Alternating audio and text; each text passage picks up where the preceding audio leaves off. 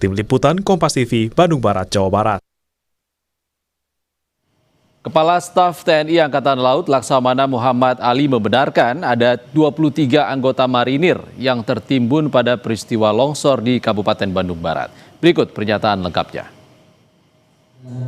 Bencana alam yang terjadi di Jawa Barat, di Desa Soreang, memang terdapat 23 anggota marinir yang tertimbun longsor.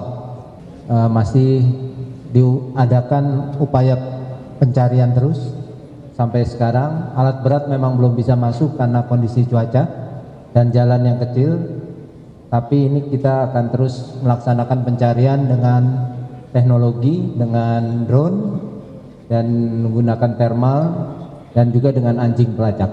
Mereka sedang melaksanakan latihan pratugas untuk dikirim ke melaksanakan pam perbatasan RI-PNG.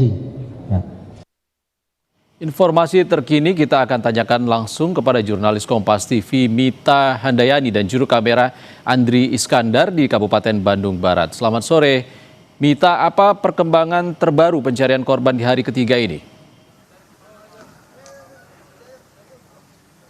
Ya, selamat sore Ihsan. Ini untuk perkembangan dari lokasi terjadinya longsor. Saat ini di hari ketiga sudah berhasil 4 kantong jenazah yang dievakuasi dari longsoran di Cisarua, Kabupaten Bandung Barat.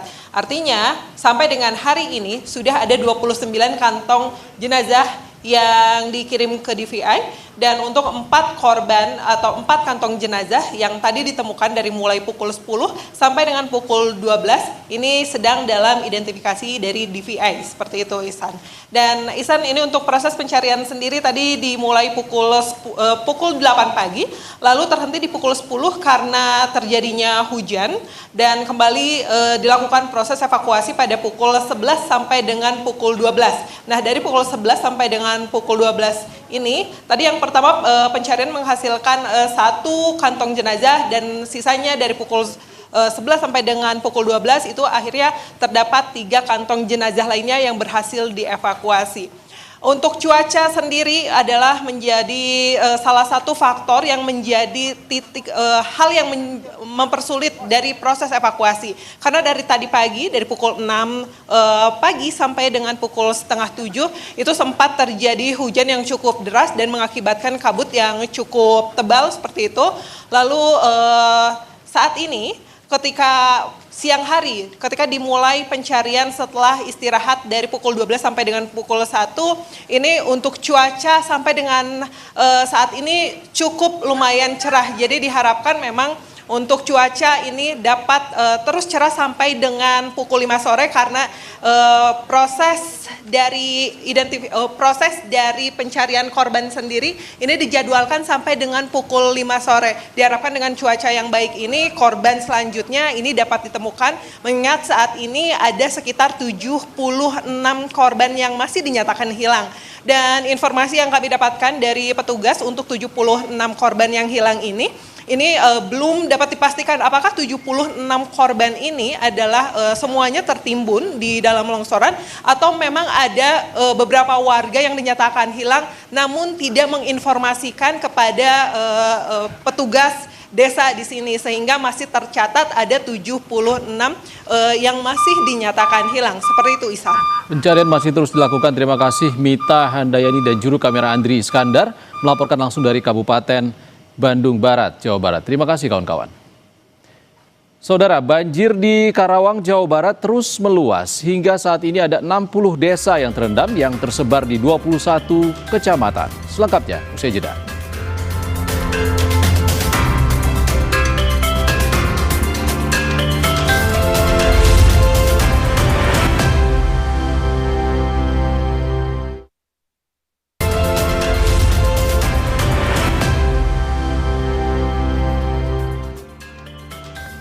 Anda kembali di Indonesia Update. Saudara, banjir di Karawang, Jawa Barat terus meluas. Hingga saat ini ada 60 desa yang terendam yang tersebar di 21 kecamatan. Visual udara ini diambil di Desa Karangligar, Kecamatan Teluk Jambe Barat. Desa Karangligar merupakan salah satu desa terparah dengan ketinggian air mencapai 3 meter. Visual dari udara menunjukkan hanya terlihat bagian atap rumah. Dari 60 desa yang terendam yang tersebar di 21 kecamatan, total ada 11.000 rumah terendam banjir dengan ketinggian air bervariasi. Jumlah warga terdampak mencapai 31.000 jiwa.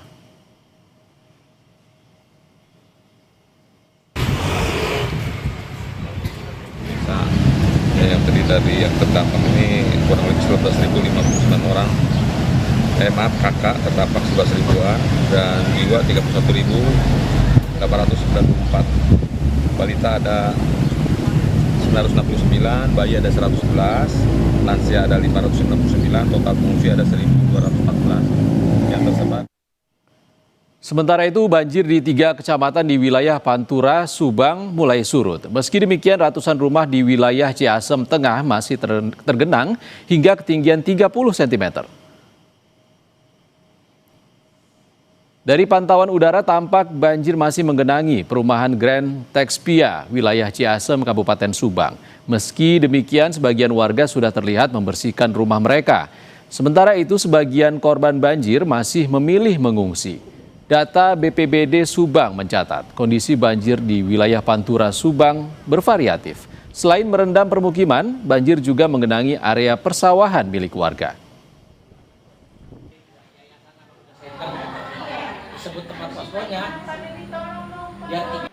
Yang paling besar adalah di Kecamatan Ciasem, ada desa Ciasem Tengah dan Hilir, semuanya masyarakat hampir rata ya. Ada yang besar, ada yang enggak. Yang paling parah di sini semuanya kita evakuasi karena tidak layak, ini akan mengancam kehidupan mereka. Kita ke kabar lain, saudara, seorang pengendara motor terjatuh akibat jalan berlubang di Jalan Narogong, Kota Bekasi, Jawa Barat. Kondisi ini sangat membahayakan pemotor yang melintas.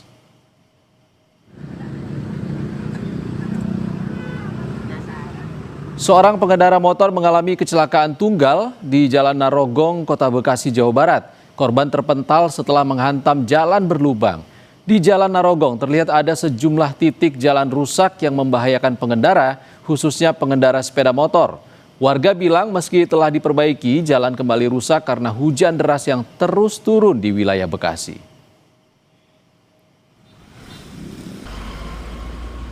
Dia karena bukan orang biasa lewat sini, nggak tahu langsung hantem mungkin. Kalau yang orang biasa lewat sini kan pasti pelan. Kondisi motornya bang? Motornya parah sih, peleknya mah bengkok pada. Bang, kalau jalanan ini Narogong ini emang sebenarnya rusak udah lama atau gimana sih bang? Rusaknya belum lama, cuman karena mungkin ditimpa hujan lagi, jadinya makin angkat aspalnya. Saudara, curah hujan ekstrim yang terjadi sebulan terakhir menyebabkan jalan penghubung 5 kecamatan di perbatasan Indonesia Timor Leste kembali ambles. Kondisi tanah yang labil menyebabkan jalan yang baru dikerjakan 2 tahun lalu kembali longsor dan nyaris putus total. Beginilah kondisi jalan penghubung ke 5 kecamatan di perbatasan Indonesia Timor Leste di Desa Manleten, Kecamatan Tasifeto Timur, Kabupaten Belu, NTT, yang kembali ambles dan nyaris putus total akibat kikisan longsor. Sebagian badan jalan yang terkikis menyebabkan para pengendara hanya bisa melintasi sebagian jalan dan saling bergantian. Garis polisi telah dipasang agar masyarakat dan pengendara tidak mendekati areal longsoran.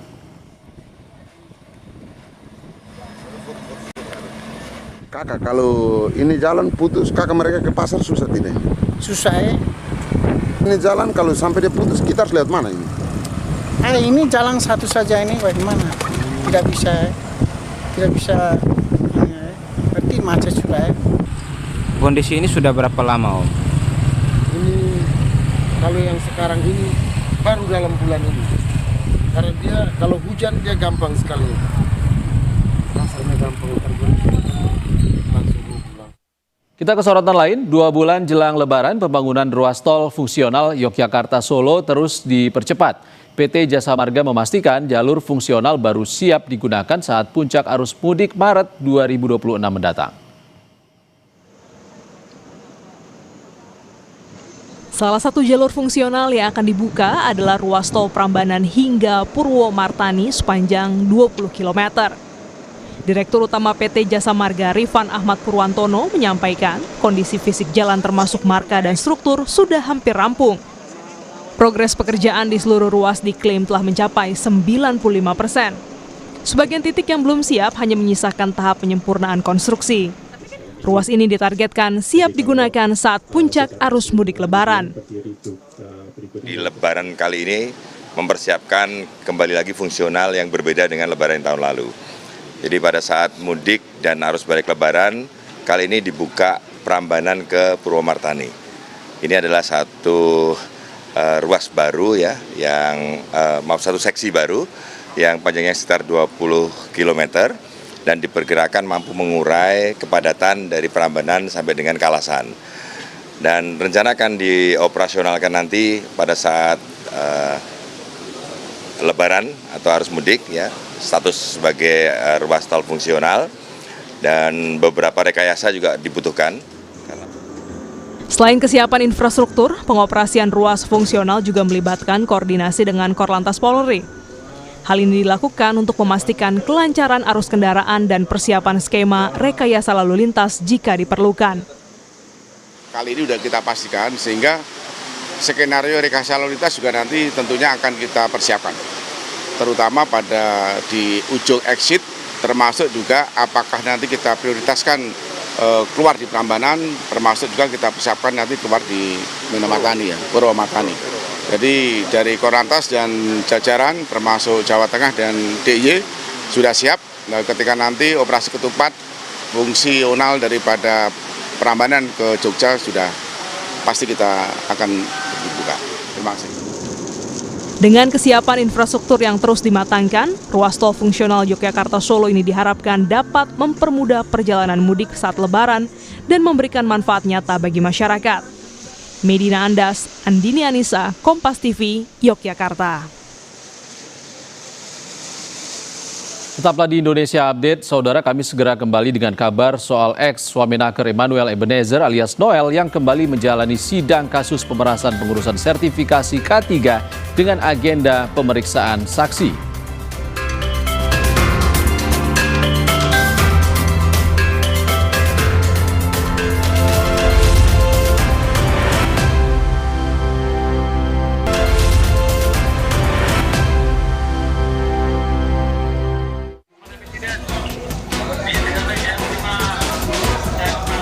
Mobil milik salah satu guru di SMK Negeri 26 Jakarta terbakar saat berada di area parkir sekolah di kawasan Kayu Putih, Kecamatan Pulau Gadung, Jakarta Timur. Api dengan cepat membesar hingga menghanguskan seluruh isi dan badan kendaraan. Peristiwa bermula saat mesin kendaraan dinyalakan. Percikan api tiba-tiba muncul dan api dengan cepat merambat ke bahan mudah terbakar. 2 mobil damkar dengan 10 personel dikerahkan hingga api bisa dipadamkan dalam waktu 15 menit. Kebakaran hutan dan lahan gambut di Kabupaten Aceh Barat Aceh terus meluas. Dari pantauan udara, api membakar sekitar 18 hektar lahan yang tersebar di 5 kecamatan. Api sulit dipadamkan karena membakar hingga ke bawah permukaan tanah. Selain itu, kondisi cuaca ekstrim menjadi kendala petugas dalam upaya pemadaman. BPBD Aceh Barat menurunkan sejumlah armada untuk memadamkan api. Kapal penangkap ikan KM Abadi Jaya A1 yang berlayar dari Pelabuhan Tanjung Wangi, Banyuwangi menuju Tanjung Rua terdampar di Pantai Waibuku, Desa Waimaringi, Kabupaten Sumba Barat Daya.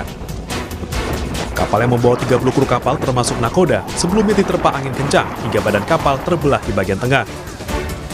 Meski demikian, seluruh awak maupun penumpang bisa dievakuasi dalam kondisi selamat.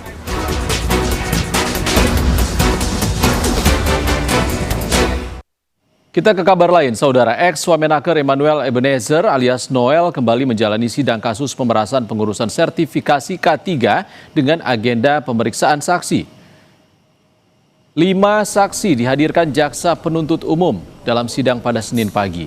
Ini merupakan sidang lanjutan setelah Noel dan rekan-rekannya didakwa menerima uang 3,36 miliar rupiah dan sepeda motor Ducati selama jadi Wamenaker pada 2024 hingga 2025. Selain gratifikasi, Noel juga didakwa memeras pemohon sertifikasi keselamatan dan kesehatan kerja atau K3 senilai 6,52 miliar rupiah.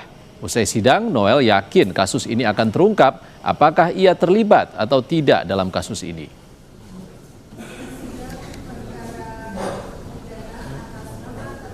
Dikit kasus ini akan terungkap, gitu.